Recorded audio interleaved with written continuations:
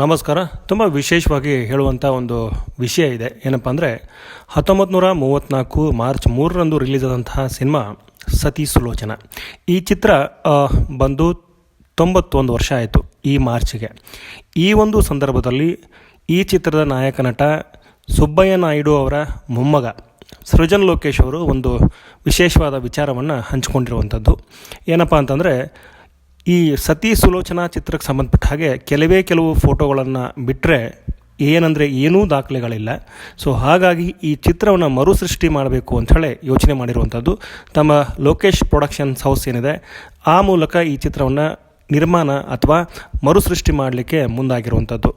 ಆಗ ಅಂದರೆ 1934ರಲ್ಲಿ ಬಂದಂತಹ ಈ ಚಿತ್ರಕ್ಕೆ ವೈ.ವಿ. ರಾವ್ ಅವರು ನಿರ್ದೇಶನ ಮಾಡಿದರು. ಜೊತೆಗೆ ಸುಬ್ಬಯ್ಯ ನಾಯ್ಡು ಅವರು ಹೀರೋ ಆಗಿದ್ದರು. ತ್ರಿಪುರಾಂಬ ಏನಿದ್ದಾರೆ ಅವರು ಈ ಚಿತ್ರದ ನಾಯಕ ನಟಿಯಾಗಿದ್ದರು. ಈ ಚಿತ್ರಕ್ಕೆ ಆರ್ ನಾಗೇಂದ್ರ ರಾಯರ ಸಂಗೀತ ಇತ್ತು ಅನ್ನುವಂಥದ್ದು ಒಂದಷ್ಟು ಮಾಹಿತಿ ಸಿಗುತ್ತೆ ನಮಗೆ. ಇದರ ಜೊತೆಗೆ ಈ ಚಿತ್ರದ ನಿರ್ಮಾಪಕರ ಬಗ್ಗೆ ಹೇಳಲೇಬೇಕು.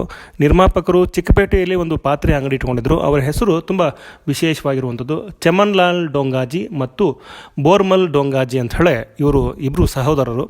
ಇವರು ಈ ಒಂದು ಚಿತ್ರಕ್ಕೆ ದುಡ್ಡು ಹಾಕಿದ್ರು. ಇವರು ಕನ್ನಡದ ವಾಕ್ ಚಿತ್ರದ ಮೊದಲ ನಿರ್ಮಾಪಕರು ಅಂಥೇಳಿ ನಾವು ಹೇಳಬಹುದು. ಇವರು ಆಗ ಈ ಚಿತ್ರಕ್ಕೆ 40,000 ದುಡ್ಡನ್ನು ಹಾಕಿದರು. 40,000ದಲ್ಲಿ ನಿರ್ಮಾಣವಾದ ಕನ್ನಡದ ಮೊಟ್ಟ ಮೊದಲ ವಾಕ್ ಚಿತ್ರ ಅಂದರೆ ಟಾಕಿ ಮಾತಿರುವಂಥ ಚಿತ್ರ ಈ ಸತಿ ಸುಲೋಚನಾ.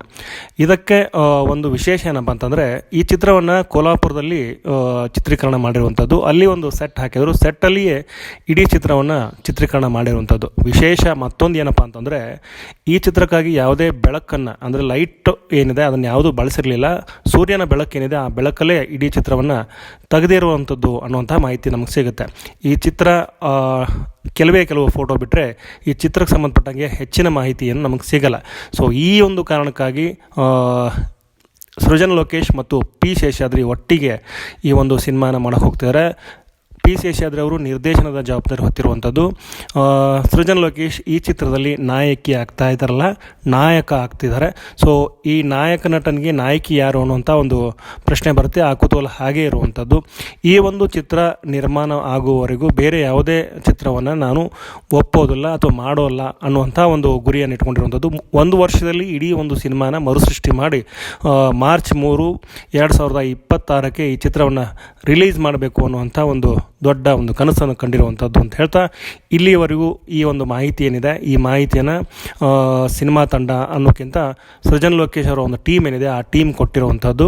ಹಾಗೆಯೇ ಮುಂದಿನ ದಿನಗಳಲ್ಲಿ ಇದಕ್ಕೆ ಸಂಬಂಧಪಟ್ಟ ಹಾಗೆ ಅಪ್ಡೇಟ್ ಕೊಡ್ತಾರೆ ಅಂಥೇಳಿ ನಿರೀಕ್ಷೆ ಮಾಡ್ಬೋದು ಅಂತ ಹೇಳ್ತಾ ನನ್ನ ಈ ಒಂದು ಮಾತನ್ನು ಮುಗಿಸ್ತಾ ಇದ್ದೀನಿ. ನಮಸ್ಕಾರ.